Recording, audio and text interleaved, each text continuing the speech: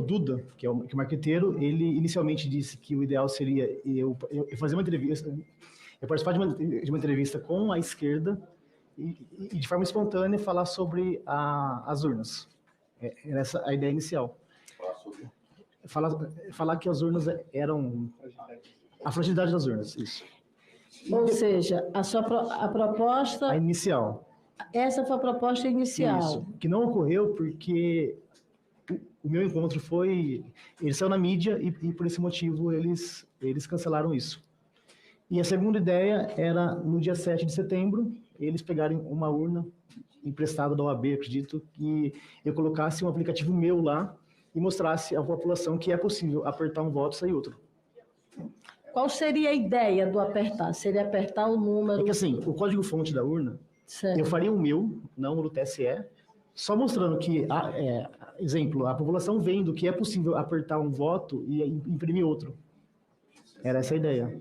Seria uma ação... Essa proposta, na verdade, que foi apresentada do ponto de vista da realidade, seria uma proposta fake ou seria algo que você, na verdade, ou eles te propuseram de fato? Você, de posse do código-fonte, você vai mostrar para a gente que é a vulnerabilidade, que vamos colocar um número de... Por exemplo, do candidato Bolsonaro e, de repente, vai aparecer o número do candidato Lula. Falando de forma técnica, quem tem acesso ao código-fonte, antes de compilá-lo, é possível inserir linhas que façam com que... Você está falando errado. Eu ouço mal mesmo. Sim. Quem acessar o código-fonte antes de... De compilar. O código-fonte é o código em si, é o código aberto, que depois ele tem diversos arquivos, e compilado, ele vira apenas um, que é o que instala na urna. E quem tem acesso ao código-fonte antes de compilá-lo, consegue inserir linhas que façam com que seja apertado um voto e o resultado seja outro.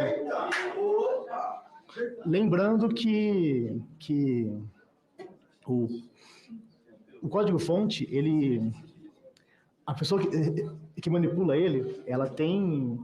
Por exemplo, o código-fonte obedece a quem está criando ele. Então, eu posso criá-lo com a ideia de, assim que compilado, ser inserido um voto e sair outro. Então, eles queriam que eu fizesse um código-fonte meu, não o oficial do TSE, e nesse código-fonte eu inserisse essas linhas, que eles chamam de código malicioso, porque ele tem como finalidade enganar, como finalidade colocar dúvidas na eleição. Então, eu criaria um código meu, a ideia do Duda. Ou seja, não seria um código-fonte do TSE, seria alguma coisa manipulada, fake sua. Exatamente, feita exatamente para mostrar...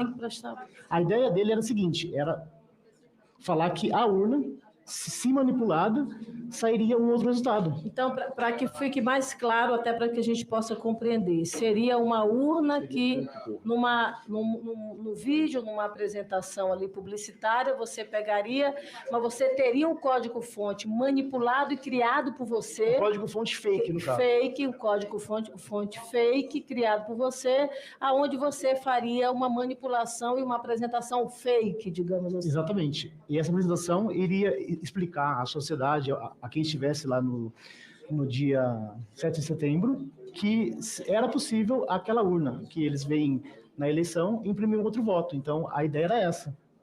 Você disse que você poderia ser esse garoto propaganda, fazer essa manipulação fake, mas a matéria, uma matéria que saiu inclusive na revista Veja, 2 ou 3 dias depois, inviabilizou que essas duas ações ocorressem, é isso? Fossem concluídas, sim. Pronto.